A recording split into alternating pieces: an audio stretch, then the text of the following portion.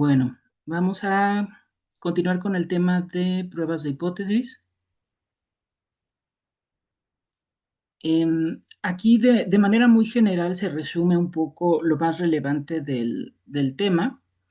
Mencionarles que, por un lado, la hipótesis es importante para cualquier investigación, pero al mismo tiempo también es una herramienta que nos va a ayudar a decidir. Entonces, en estadística, nosotros vamos a hacer hipótesis a manera de una afirmación acerca de un parámetro de una población. Recuerden que un parámetro va a ser como la media, la desviación estándar, alguna medida de una población. E idealmente nuestra hipótesis sobre estos parámetros pues va a ser una afirmación sobre el valor de este parámetro. Y pues la idea es que nosotros rechacemos o aprobemos esta hipótesis que estamos haciendo. En la investigación, una hipótesis es aquella explicación que nosotros damos de manera provisional a la pregunta de investigación, y esto nos ayuda a guiar un estudio, a orientar la recolección de datos y nos permite también empezar a analizar estos datos de manera que de igual forma podamos rechazarla o modificarla. Entonces, están muy ligadas, de hecho. En la investigación normalmente vamos a tener nuestra hipótesis y de hecho a veces vamos a generar una hipótesis estadística a partir de nuestra hipótesis de investigación. No siempre es así, pero es bastante útil que así sea. Tenemos que tener varias características para las hipótesis. Estas tienen que ser muy claras, también tienen que ser comprobables, especialmente si son hipótesis estadísticas. Tienen que relacionar nuestras variables y tienen además que estar basadas en un conocimiento previo. No tiene sentido hacer una hipótesis como sin fundamento. Es mucho más apropiado que nuestra hipótesis se base en los antecedentes que tenemos de nuestro proyecto, de nuestro conocimiento. Y a veces podemos refutarla, podemos rechazarla y es perfectamente eh, válido rechazarla. Entonces, típicamente, para tomar decisiones, nosotros vamos a plantear una hipótesis, vamos a recolectar datos y analizarlos. Estos datos van a ser los datos de nuestra muestra de esa población. Vamos a evaluar la evidencia que nos da esa muestra y vamos a tomar una decisión. Esa decisión se va a basar en los resultados del análisis de esos datos y en otras cosas, pero ese análisis estadístico es muy importante para fundamentar nuestra toma de decisiones. Entonces, muchas veces al final de los análisis tenemos que ver si la evidencia, si los datos y los análisis apoyan la hipótesis que nosotros teníamos inicialmente o si la evidencia no apoya esa hipótesis. Entonces, para eso tenemos esta otra herramienta de la estadística inferencial que es la prueba de hipótesis. Entonces, nuestro propósito con la prueba de hipótesis es ayudar a la persona interesada, que típicamente pues serían los investigadores, a tomar una decisión sobre la población mediante el análisis de la muestra. Ustedes ya conocen varios métodos de muestreo y habíamos dicho que los importantes serían los métodos de muestreo estadístico o probabilístico o aleatorio. Entonces, nosotros queremos con este muestreo aleatorio eh, tener también nuestra hipótesis y hacer nuestro análisis. Entonces, una hipótesis vamos a definirla como una proposición acerca de una o más poblaciones y esta podría ser también una creencia o una suposición con base en evidencia. A veces se plantea una hipótesis como una pregunta también. Sin embargo, es más útil hacerla como una proposición sobre una o más poblaciones, de manera que nosotros podamos rechazarla o aceptarla. Entonces, la hipótesis se refiere a los parámetros de las poblaciones para los cuales hacemos la proposición, por ejemplo, la media, la desviación estándar, la proporción, etcétera. Y la prueba de hipótesis se relaciona mucho con la estimación. De hecho, típicamente podemos decidir si vamos a resolver nuestra duda, si vamos a abordar nuestro problema a través de estimación o a través de prueba de hipótesis.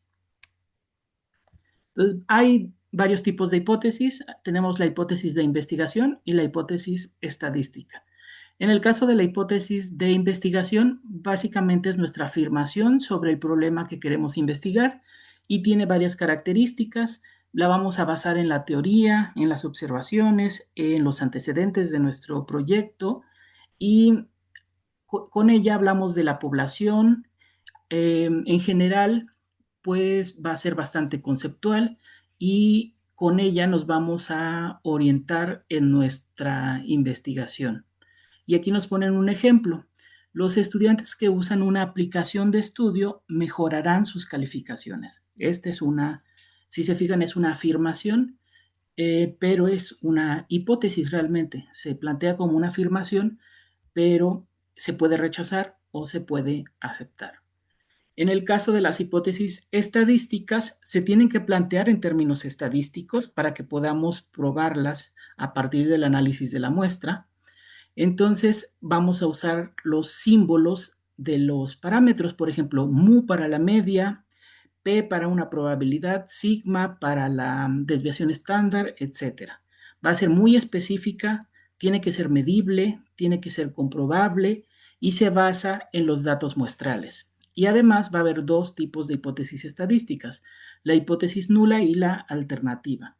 La nula la especificamos como H0 y la alternativa como H1 o HA. La nula, H0, es la aplicación en la que nosotros decimos que no va a haber diferencia. Y tenemos un ejemplo. La aplicación de estudio no mejora las calificaciones de los estudiantes. En esa significa que en un grupo de estudiantes que no usan una aplicación y el otro grupo que sí usa la aplicación van a tener calificaciones similares. Por eso las medias de calificación de ambos grupos son prácticamente iguales. Pero se plantean en términos de mu1 y mu2, que son las medias, y por ahí va también mencionado un igual. Puede ser mayor igual, menor igual o simplemente igual, pero tiene que contener el igual. Y para la alternativa, menciona la aplicación de estudio mejora las calificaciones. Por lo tanto, una de las medias tiene que ser mayor que la otra.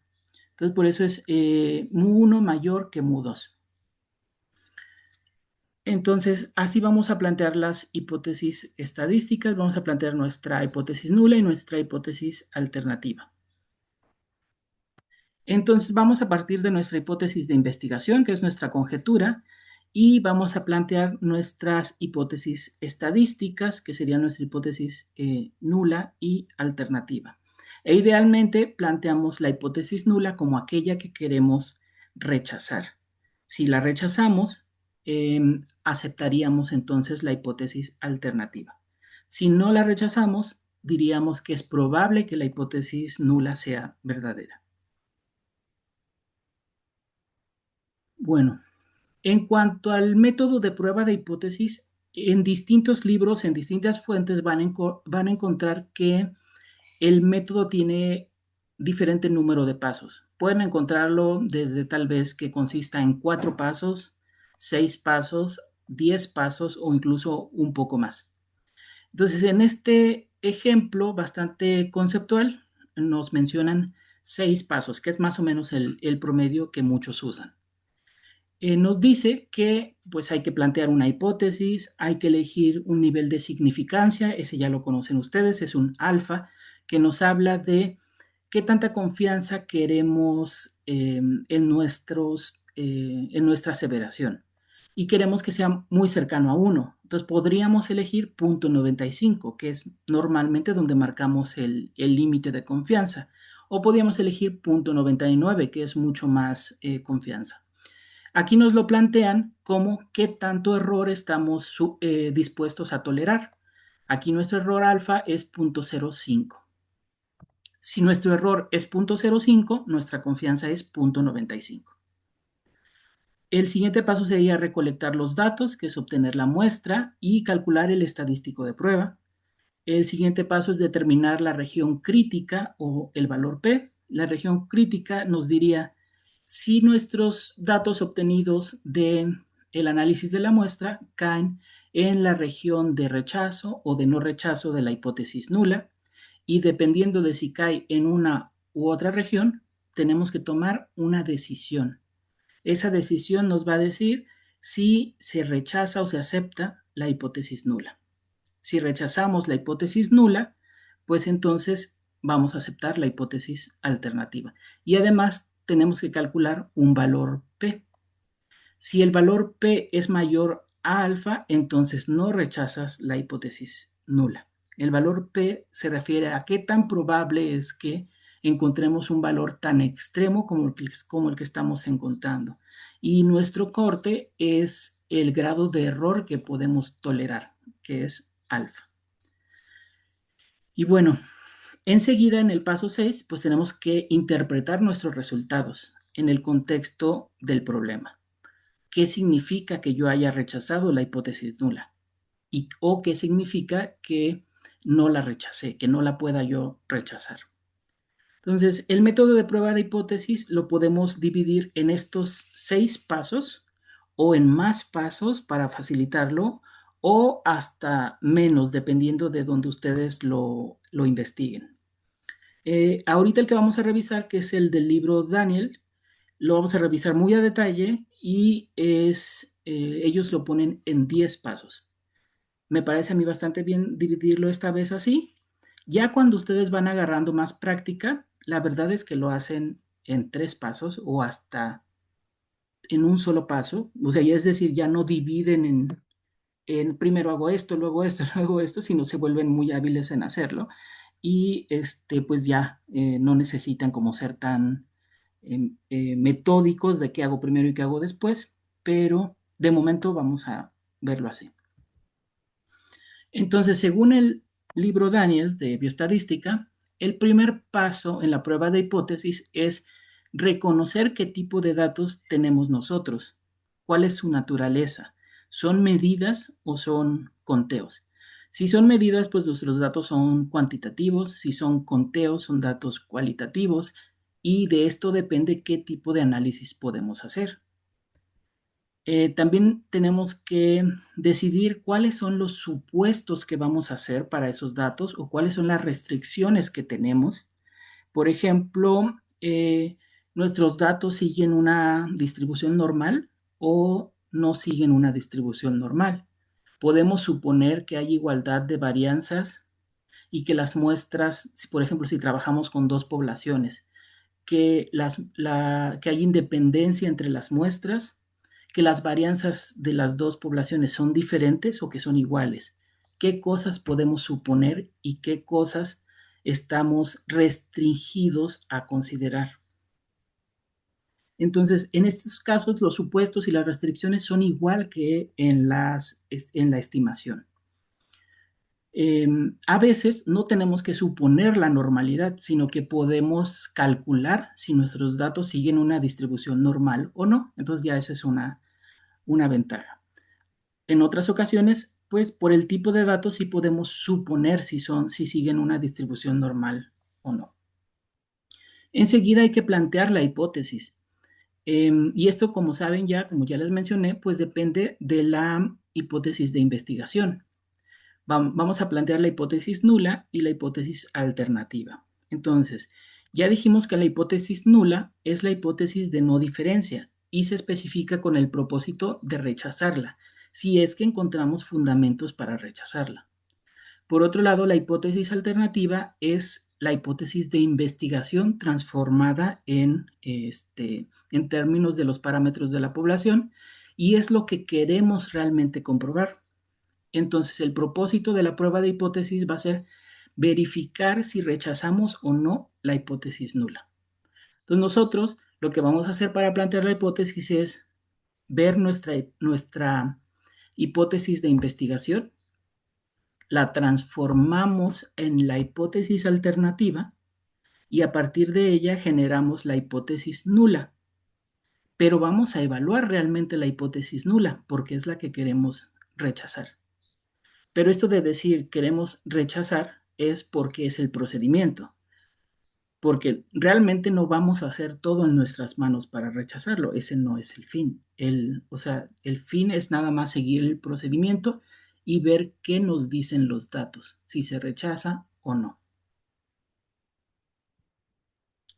Bueno, entonces, la hipótesis nula nos va a afirmar que no hay efecto por ejemplo, un tratamiento que estemos haciendo, o que no hay diferencia entre dos poblaciones, o que no hay relación entre poblaciones.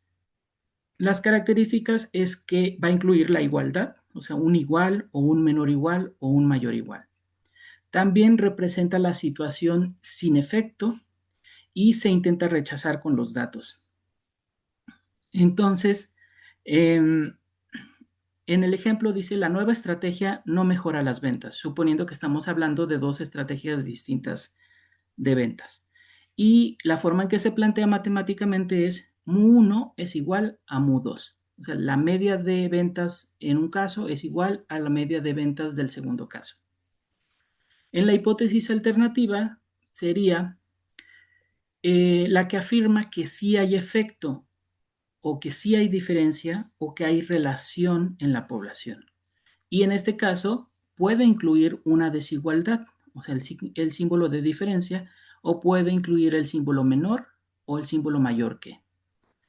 Y entonces va a representar la situación con efecto o la situación de diferencia. Y vamos a buscar obtener evidencia a favor de la hipótesis alternativa. Pero nuevamente, o sea, no se trata de truquear los datos, sino de ver si los datos apoyan una o la otra. Entonces el ejemplo sería, la nueva estrategia sí mejora las ventas. Y se puede plantear de esta forma, la mu1 es diferente a mu2. También podría ser mu1 mayor que mu2. Ambas formas podrían ser correctas. Solamente que cuando la hipótesis alternativa la planteas como mu1 diferente a mu2, no estás diciendo que una cosa es mayor a otra, sino estás diciendo simplemente que son diferentes. Podría ser menor o podría ser mayor, simplemente son diferentes. Pero cuando tú dices mayor que o menor que, ahí sí estás haciendo una aseveración. Si evalúas si la diferencia es hacia un lado o hacia otro. Entonces, estas son las reglas para plantear las hipótesis nulas y alternativas y normalmente vamos a ver estos ejemplos. Si estamos hablando sobre la media de una población, nuestra hipótesis nula podría ser mu igual a 50 y la alternativa sería mu diferente de 50.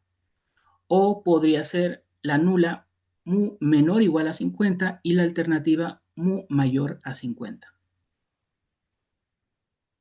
Entonces, como ven, a veces las hipótesis llevan un diferente que y a veces llevan un mayor que o un menor que.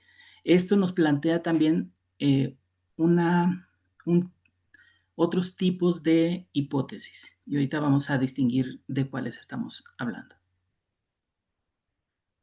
Entonces, bueno, el resultado de no rechazar una hipótesis nula realmente no significa que la hipótesis nula es verdadera, simplemente significa que con los datos que tuvimos a nuestra disposición, respaldamos que probablemente es verdadera, con ese grado de significancia que escogimos, que fue, por ejemplo, el punto 95 de confiabilidad, y cargando con un error tipo 1 de 0.05, que es nuestro alfa. Ahorita vamos también a esto de los errores. Entonces, bueno, si no rechazamos la hipótesis nula, no tuvimos suficiente evidencia para poder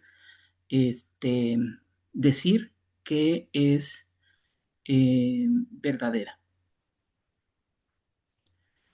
Pero si la evidencia nos permite rechazarla, sí podemos decir que no es verdadera la hipótesis nula. O sea, con la evidencia que tenemos, lograr rechazar la hipótesis nula nos permite afirmar que no es verdadera y nos permite entonces enfocarnos en la hipótesis alternativa.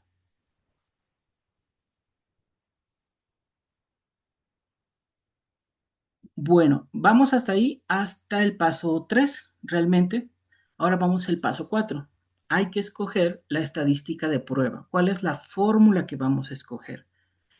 Normalmente, pues tenemos que centrarnos en los datos de nuestra muestra y cómo vamos a decidir si vamos a rechazar o aceptar la hipótesis.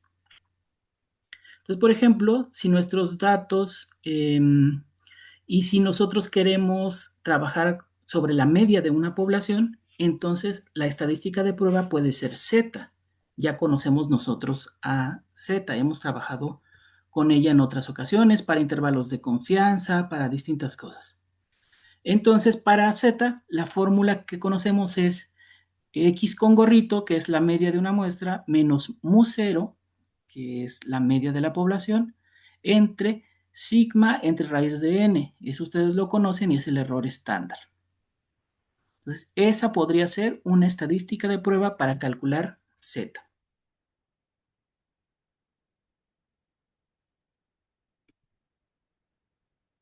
Pero realmente no siempre es así. Va a depender de cuál es nuestra hipótesis, cuáles son nuestros datos. A lo mejor no vamos a usar Z, a lo mejor vamos a usar T. O a lo mejor vamos a usar sí Z, pero con una fórmula diferente. Ahorita vamos a ese punto. Ahora hay que también distinguir cuál es la distribución de la estadística de prueba. Entonces, la distribución de la muestra es un factor muy importante. Si la estadística de prueba es la que mencionamos, que es Z, entonces sabemos que estos datos siguen una distribución normal si la hipótesis nula es verdadera y si se satisfacen las suposiciones que elegimos desde el principio. Entonces, en este caso, pues es relativamente sencillo. Pero si podemos ver o sabemos que no sigue una distribución normal, entonces no podemos usar Z. A lo mejor tendríamos que usar T o alguna otra. Entonces, paso 4 y paso 5 son importantes para decidir qué fórmula vamos a usar. Y enseguida, el paso 6 es la regla de decisión. Establecemos todos los valores posibles de la estadística de prueba en un eje horizontal y estos son puntos de la distribución que los dividimos en las regiones de rechazo y las regiones de no rechazo de la hipótesis. Entonces, podemos dividir, como en esta imagen, la región en tres zonas. Una zona que está en el medio, que es la región de no rechazo, y dos regiones en los extremos, que son las regiones de rechazo. Entonces, si nuestro cálculo de la estadística de prueba cae en medio, en la región de no rechazo, no rechazamos la hipótesis. Pero si nuestro cálculo cae en los extremos, en cualquiera de los dos extremos, pues es la zona de rechazo y entonces tenemos que rechazar la hipótesis. La hipótesis nula, porque es con la que estamos trabajando. Pero no es la única forma de delimitar las regiones de rechazo y no rechazo. Por ahorita dejamos eso. Entonces, la regla de decisión nos indica que debemos rechazar la hipótesis nula si el valor de la estadística prueba que calculamos a partir de la muestra cae en la región de rechazo y que no se debe rechazar la hipótesis nula si el valor calculado cae en la región de no rechazo. Esta, esta imagen en particular es para las pruebas de dos colas o bilaterales, que se les llaman. También tenemos las unilaterales. Entonces, les decía que tenemos regiones de rechazo y de no rechazo y que esto es importante para nuestra regla de decisión. En la prueba bilateral, que a veces le llaman también prueba de dos colas, vamos a tener una hipótesis nula que incluye el símbolo igual, no un mayor igual ni un menor igual, sino el símbolo igual. Y la hipótesis alternativa incluye un símbolo diferente, no mayor, no menor, sino diferente. Cuando están establecidas las hipótesis así, tenemos una prueba bilateral y entonces vamos a tener dos zonas de rechazo y una de no rechazo. Y donde se delimitan estas zonas de rechazo es en los valores de z alfa entre 2 y menos z alfa entre 2.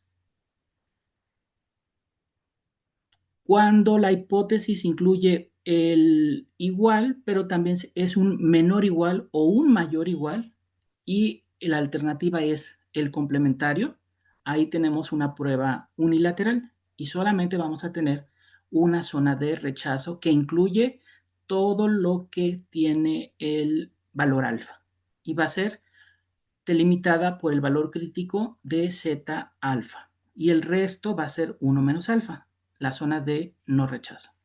Y creo que esta es más fácil de entender probablemente porque si estamos hablando de probabilidad y queremos una confiabilidad, por ejemplo, del punto 95, pues claro, eso va a ser 1, que es el máximo de confianza, menos el error, que es alfa. Por eso es 1 menos alfa.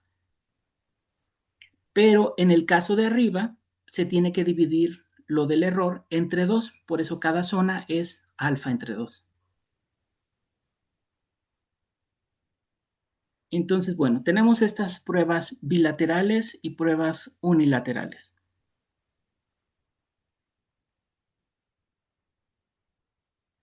Ahora sí, nosotros tenemos en esta regla de decisión, tomamos o elegimos un nivel de significación.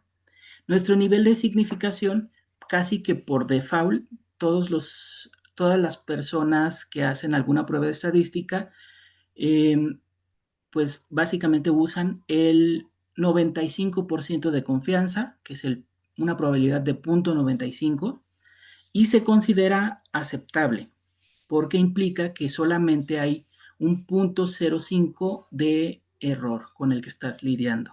Y como que dijeron, bueno, pues es aceptable.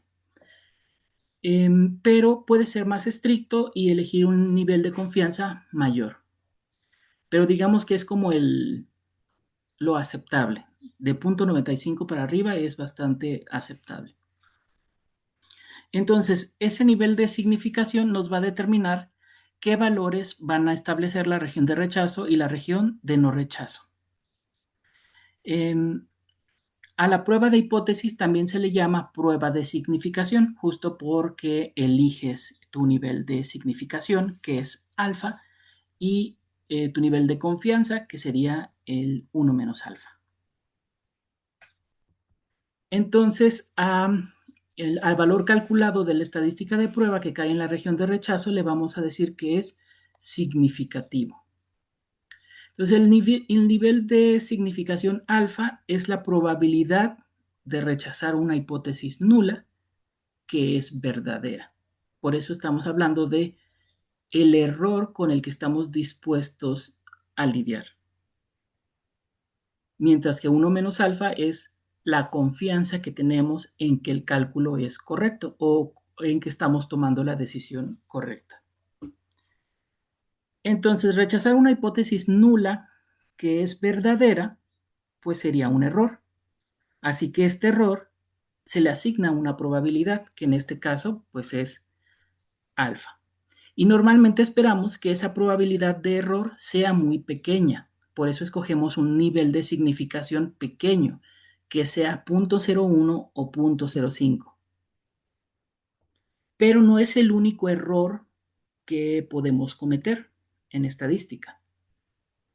Realmente hay dos tipos principales de error que podemos cometer.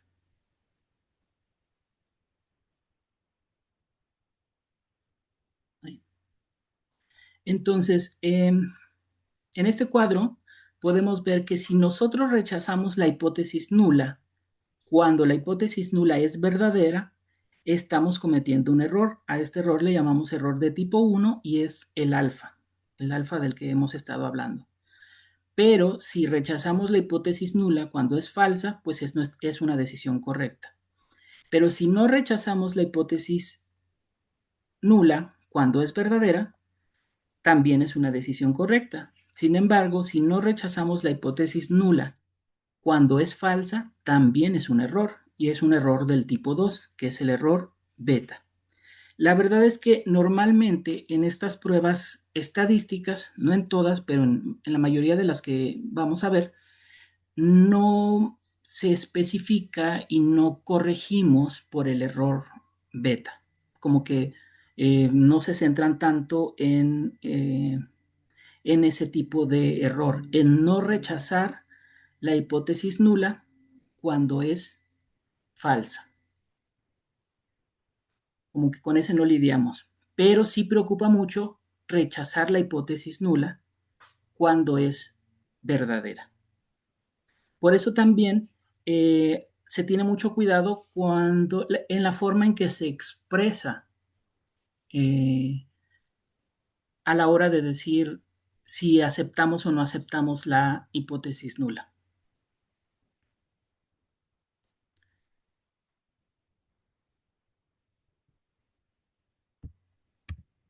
Bueno, entonces ahora vamos en el paso 7. Ya tenemos todos estos datos, ya elegimos cuál es la estadística de prueba, elegimos nuestro nivel de significación, todo esto.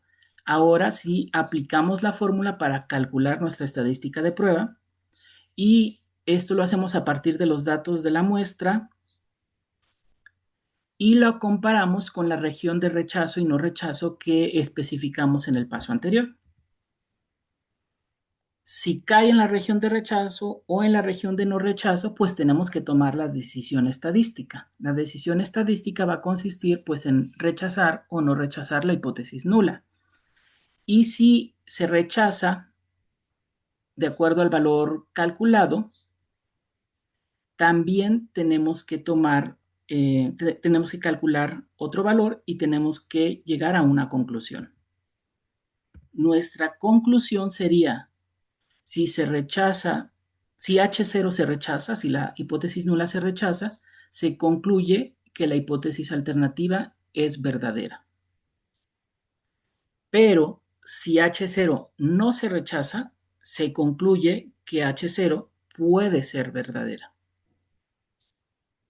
O sea, esa sería nuestra conclusión y hay que tener cuidado con la forma de expresarlo.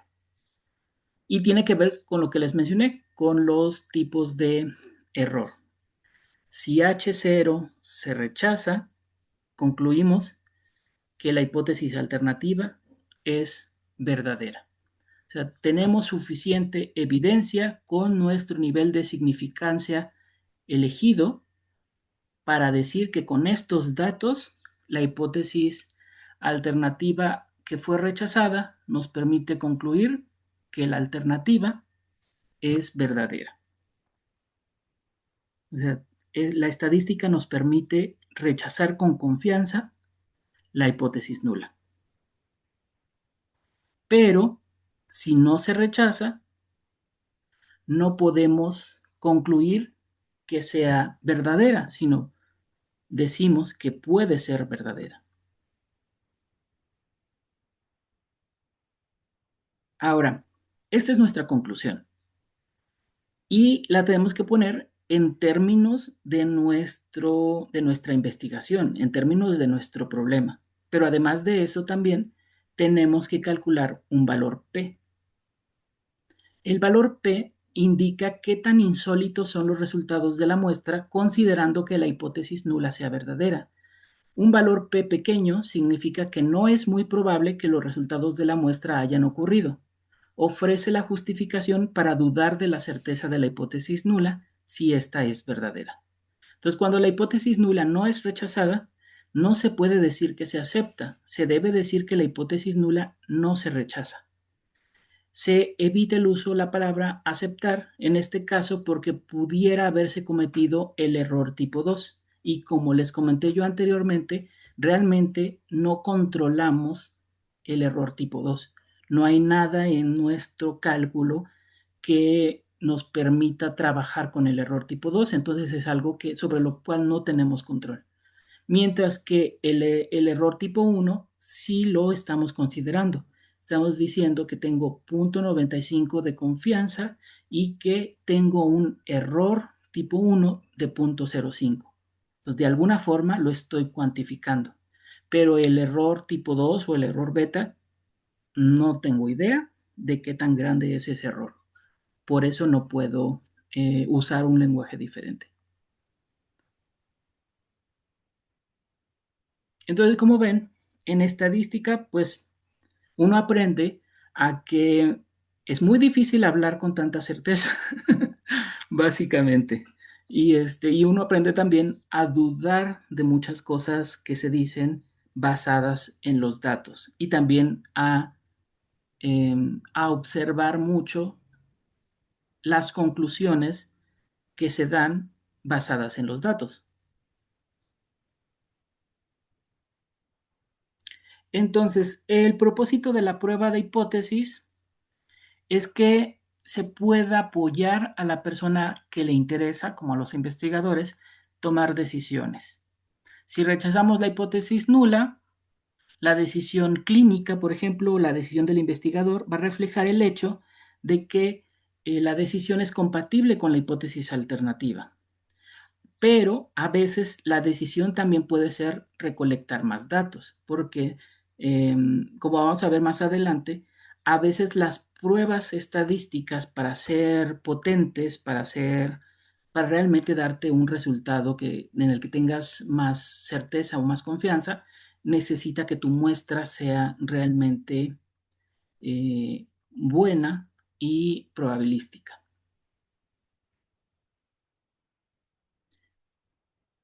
También el resultado de la estadística de prueba es una parte de la evidencia, una parte muy importante, pero solamente una parte.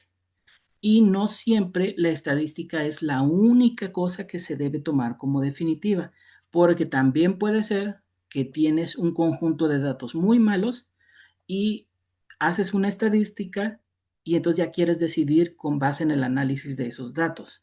Entonces, pues no, no.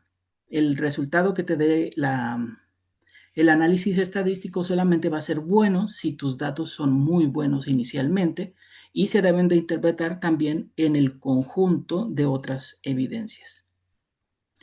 Pero aún así, la prueba de hipótesis es muy importante porque evalúa afirmaciones sobre la población, cuantifica incertidumbre, ayuda a tomar decisiones basadas en evidencias, ayuda a tomar decisiones futuras y complementa otra información.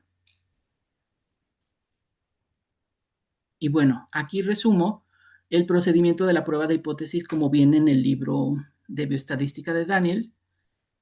Pone estos 10 pasos. Yo aquí les voy a dejar la presentación para que puedan verlos paso a paso, pero primero vamos a hacer un ejemplo.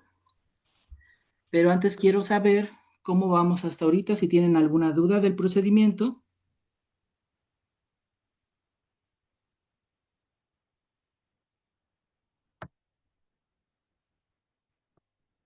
Cuéntenme qué tal les parece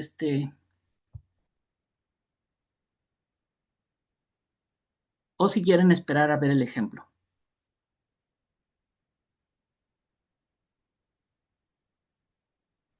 Al ejemplo. Va. Entonces, así como para los casos de estimación, vamos a ver distintos casos de pruebas de hipótesis. Va a haber para la media de una población, la diferencia entre las medias de dos poblaciones para la proporción, diferencia entre proporciones, varianza, etcétera. Hay muchos, muchos casos. Pero tal vez a nosotros nos interese más la media de una población y la diferencia entre las medias de dos poblaciones. Independientemente del caso que nosotros vayamos a estudiar, el procedimiento siempre va a ser el mismo y solamente va a cambiar la fórmula que vamos a usar. Eh, y tal vez también cambia dependiendo del tipo de datos con el que trabajemos. Pero por eso en el paso 4 y 5 nosotros consideramos con qué datos estamos trabajando. Si son de distribución normal o no siguen distribución normal, si la muestra es pequeña, si la muestra es grande, y eso nos permite tomar decisiones para saber qué estadística de prueba vamos a usar. Entonces, tenemos tres casos posibles de manera general. El primero, cuando el muestreo se realiza a partir de una población de valores que siguen una distribución normal con varianza conocida. El segundo, cuando el muestreo se realiza a partir de una población con distribución normal, pero varianza desconocida. Y cuando el muestreo se realiza a partir de una población que no presenta distribución normal. Entonces, esto nos habla de que a veces vamos a usar la distribución Z y a veces vamos a usar la distribución T. Y de esas, pues ya saben que también hay variantes de la fórmula. Hay varias fórmulas para Z y hay varias fórmulas para T. Pero en términos de la tabla, son las mismas. Entonces, en este ejemplo, es el caso de una población de valores que siguen una distribución normal con varianza conocida. Un grupo de investigadores está interesado en conocer la edad media de cierta población y se preguntan, ¿se puede concluir que la edad media de la población es diferente de 30? Ya sabemos que la distribución es normal. Eso nos lo dice el problema. Entonces, tenemos que establecer las hipótesis.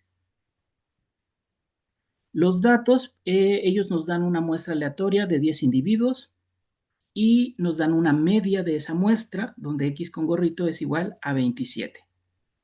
Esos son nuestros datos. Como supuestos, debido a la evidencia, la población sigue una distribución normal y con una varianza de 26, creo era.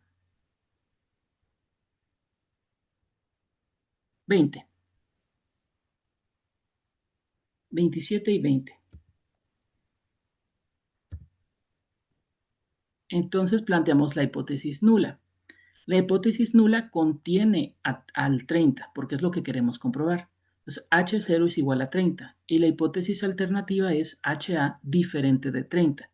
Como la estamos planteando aquí, ya sabemos que va a ser una prueba bilateral y que va a tener dos regiones de rechazo.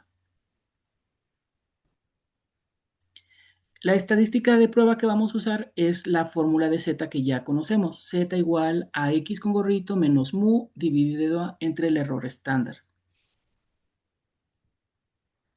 Para la distribución de la estadística de prueba, ya sabemos que es una distribución normal porque estamos trabajando con Z. Y el problema nos decía que era una población que seguía una distribución normal. Si la población sigue una distribución normal, la muestra que obtengamos va a seguir distribución normal. Eso es un punto que se ve mucho en el tema de distribuciones muestrales. Y también lo vimos brevemente en la clase pasada.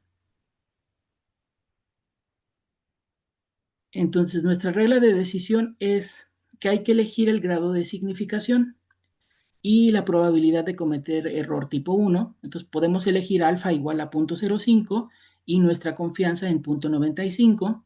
Como tenemos dos zonas de rechazo, le vamos a dividir nuestra alfa entre 2 para asignar a cada zona 0.025. Entonces, alfa entre 2 es 0.025 y 1 menos alfa entre 2 va a ser 0.025 también. Y los vemos acá en el dibujo de abajo. La zona de no rechazo, como estamos trabajando con Z, vamos a usar la gráfica de la distribución distribución normal estándar, donde la media es 0. Eso ya lo sabemos. Y 1 menos alfa es 0.95. Todo esto va a ser la zona interna. Alfa entre 2 es 0.025 y 1 menos alfa entre 2 es también 0.025 hacia la derecha. Y si buscamos en la tabla, eso equivale a los valores de z de menos 1.96 y 1.96. Aquí en el problema ya nos los ponen, pero si nos tocara buscarlos en la tabla y se los buscan, para esos valores de alfa, de probabilidad de 0.025 es 1.96 y menos 1.96. Lo pueden verificar. Ya que en los problemas nos va a tocar verlos. Pero claro, en cualquier otro problema donde nos toque ver en una tabla Z a qué le corresponde 0.025, va a ser el mismo valor, menos 1.96 y 1.96. Estos son nuestros valores críticos y aquí les pongo cómo los calculamos. A través de la tabla y decimos que Z mayor o igual a 1.96 y Z menor o igual a menos 1.96 son las zonas de rechazo. Y la zona de no rechazo son todos los valores intermedios. Hacemos el cálculo de la estadística de prueba, sería 27, que es la media de la muestra, menos 30, que es la media esperada de la población bajo la hipótesis nula, dividido entre el error estándar, que es 20, que es sigma, entre 10, que es n, y todo eso le sacamos raíz cuadrada, nos da menos 2.12. Si nosotros ubicamos menos 2.12 en la zona de rechazo y no rechazo, podemos ver que cae en la zona de rechazo. Entonces, con base en la regla de decisión, se puede rechazar la hipótesis nula, porque z igual a menos 2.12 es menor que menos 1.96 y cae en la región de rechazo. Entonces, la decisión es rechazar la hipótesis nula. Recordemos, la hipótesis nula decía que la media era igual a 30. Entonces, no es igual a 30 la media. Entonces, el valor de P también lo tenemos que calcular y se calcula también de la tabla. Entonces, a veces se prefiere reportar la probabilidad de tener un valor tan extremo como el obtenido si la hipótesis nula es verdadera. Entonces, la probabilidad de tener un valor tan extremo como 2.12 lo vamos a buscar en la tabla y se busca en ambas direcciones, menos 2.12 o 2.12. Y esto da 0.0340, porque se obtiene de que z menor igual a menos 2.12 es 0.0170 y z mayor igual a 2.12 es 0.0170. Entonces se suman ambos valores y nos da este valor de 0.0340. Entonces el valor de P es pequeñito, 0.034. Y de hecho, tiene bastante sentido porque nos dice que el valor P para la prueba de una hipótesis es la probabilidad de obtener, cuando H0 es verdadera, un valor de la estadística de prueba tan extremo o más en la dirección para HA que el valor calculado en la realidad. Por lo tanto, la probabilidad de que ese valor obtenido, menos 2.12, ocurriera, es muy, muy pequeña. Por lo tanto, la hipótesis nula tiene que ser rechazada. Es por eso que normalmente cuando nosotros hacemos análisis estadístico, no solo nos fijamos en si se rechaza o no rechaza la hipótesis nula, sino también nos fijamos en si el valor P es pequeño o no. Y en este caso es muy pequeño. Y de hecho, ya en los programas que hacen análisis estadístico, todo este cálculo de la estadística de prueba, todo esto de si cae en la región de rechazo o no rechazo, todo esto ya ni siquiera, sí lo reportan muchas veces, pero ni siquiera lo analizan. Realmente solamente nos dice es si el valor P es pequeño o no, si es menor de 0.05 o no. Y si es menor de 0.05, se acepta que es estadísticamente significativo. Entonces, al final de cuentas, la mayoría de los programas estadísticos ya solamente analizan o reportan el valor de P. Pero ahora ustedes ya saben que realmente todo esto tiene detrás a todo el análisis de la prueba de hipótesis.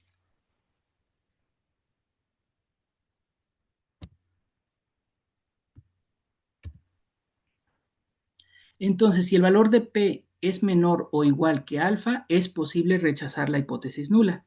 Si el valor de P es mayor que alfa, no es posible rechazar la hipótesis nula. Por eso es bastante común que se rechaza con un nivel de significación de 0.05. Y mientras más pequeño el valor de P, pues es mayor la significación o la significancia estadística.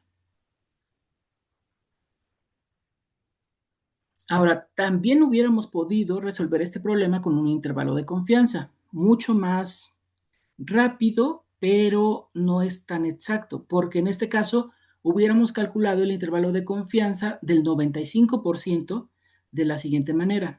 Sería 0.95 igual a 1 menos alfa, alfa igual a 0.05, calculamos alfa entre 2 y 1 menos alfa entre 2, y eso es 0.025 y 0.975.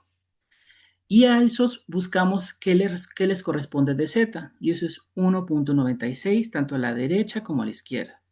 Entonces, como 30 no cae dentro del intervalo de confianza, pues podemos rechazar la hipótesis nula, ya que el intervalo de confianza sería 27 más menos 1.96 por raíz cuadrada de 20 entre 10, y esto nos va a dar el intervalo de 24.2286, 29.7714. O sea, 30 está un poquito arriba del intervalo de confianza del 95, del punto 95. Entonces, bueno, en este caso era muy fácil con el intervalo, pero en este sentido no nos da un valor de P. Solamente nos da un intervalo de confianza donde puede estar nuestro valor de la media. Es como, realmente no es tan exacto, digamos. Pero sí nos permite, si lo vemos así, nos permite rechazar también la hipótesis nula. Entonces, cuando se prueba una hipótesis nula por medio de un intervalo de confianza bilateral, se rechaza H0 en el nivel de alfa de significación si el parámetro supuesto no está contenido dentro del intervalo de confianza. Pero si sí está contenido en el intervalo, pues no es posible rechazar H0. Entonces, tenemos ambas posibilidades. Sin embargo, aunque parece más difícil hacerlo con la prueba de hipótesis, a mí me gusta mucho más la prueba de hipótesis y se usa mucho más la prueba de hipótesis porque permite calcular el valor P, que te da el valor, la probabilidad tan extrema de encontrar ese valor para la estadística de prueba, y te permite comparar tu valor P con tu valor alfa. Y les digo, ya realmente toda la prueba de hipótesis ya no lo hace tanto uno a mano eventualmente, sino que lo hacen las computadoras. Entonces, ahorita nosotros hicimos una prueba de hipótesis bilateral, pero las pruebas también pueden ser unilaterales. Y en este caso, en este mismo problema, pudimos haber hecho una prueba unilateral, donde la hipótesis nula dijera mu mayor o igual a 30 y la alternativa mu menor que 30. Los pasos 1 y 2 serían los mismos. En el paso 3 se plantearía de forma diferente la hipótesis y se plantearía así como se los pongo aquí. 4 y 5 quedarían igual. Se usa alfa de 0.05, se calculan los valores de z, pero en este caso z no sería 1.96, sino sería menos 1.645, porque alfa no se divide entre 2, sino se usa directamente el 0.05. Y a ese le corresponde menos 1.645, y esa va a ser la única zona de rechazo. Aún así, cuando se calcule la estadística de prueba, va a dar igual, z igual a menos 2.12, y menos 2.12 sigue siendo menor que menos 1.645, y por lo tanto sigue cayendo en la zona de rechazo. y el valor de P es ahora 0.017 y sigue siendo menor que alfa. Entonces, podemos igualmente rechazar la hipótesis nula, pero en este caso, si se fijan, el valor P es menor y de hecho la significancia entonces es mucho mayor. En este caso, sí estamos dándole orientación a nuestra hipótesis. Porque nosotros estamos probando si la media es mayor o igual a 30 y estamos diciendo que no, no es mayor o igual a 30 y con un nivel de significación bastante bueno. ¿Por qué? Porque como ya vimos en el intervalo de confianza, de hecho tiene que ser menor. Entonces, bueno, ahora vamos a tener otros casos donde el muestreo puede ser a partir de una población con distribución normal y varianza desconocida. En este caso, si no conocemos la varianza, aunque la distribución sea normal, no podemos usar Z, tenemos que usar T, porque vamos a usar la desviación estándar de la muestra para poder calcular un error estándar. También tenemos un muestreo a partir de una población que no presenta una distribución normal. Y aquí, aún así, a veces podemos usar Z siempre y cuando la muestra sea grande. Porque entonces podemos usar el teorema del límite central que nos dice que si la muestra es grande, la distribución T, por ejemplo, se va a parecer a la distribución Z. Me parece que en la clase pasada, sí, en la clase pasada vimos que si T tiene grados de libertad que tienden a infinito, se parece a Z. Y esto pasa, de hecho, desde que se parece a 30.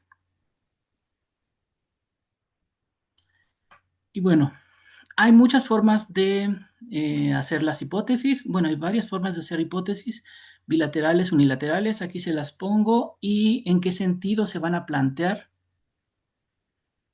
También las fórmulas. Y aquí hay unos ejercicios ahora para que se empiecen a calar con las pruebas de hipótesis.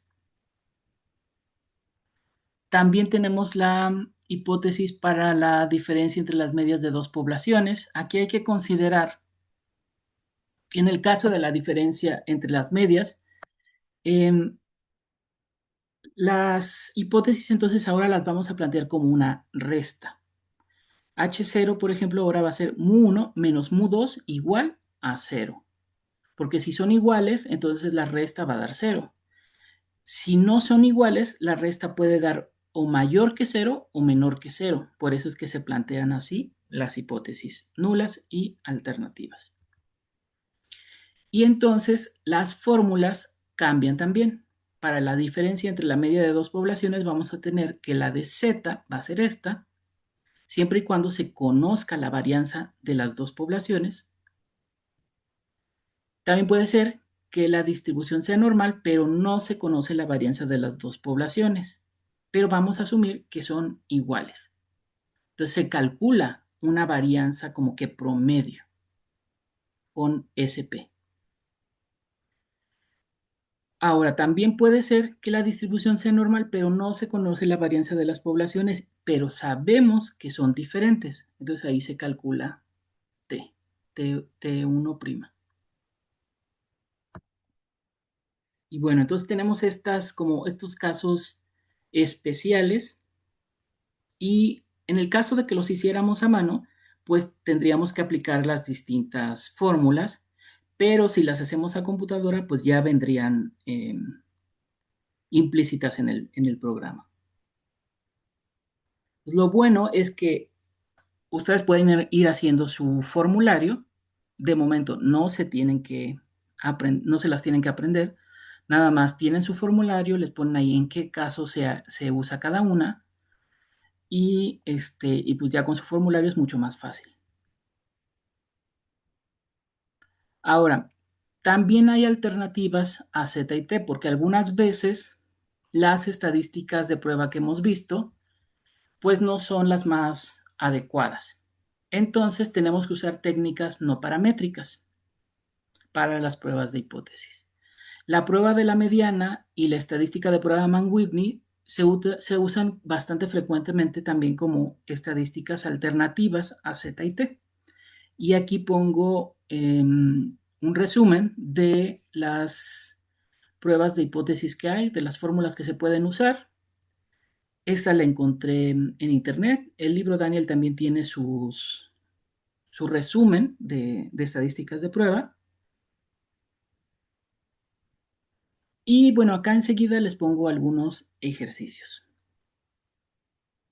También están las comparaciones pareadas. Estas, yo creo que estas no las vamos a ver ahorita para no... Sí, no. Estas las vemos para la próxima clase. Vamos a quedarnos entonces hasta aquí y les voy a pedir que empiecen también a hacer los ejercicios. En el mismo, en la misma tarea que les pedí que les puse hoy, van a poner también las de estadística, las de pruebas de hipótesis para que las vayan haciendo. Entonces, todavía no lo vayan a entregar.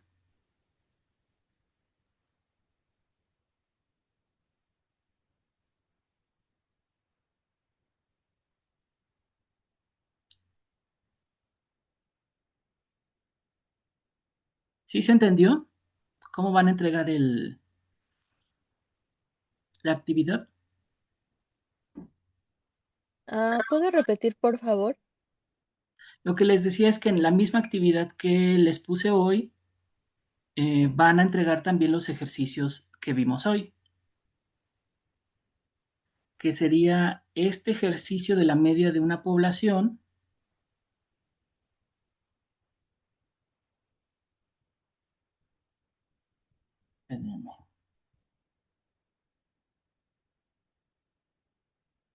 Es del 7.2.8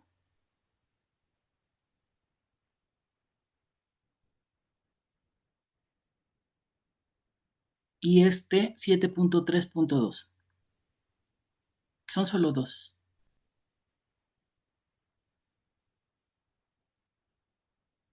más los otros que ya les había puesto.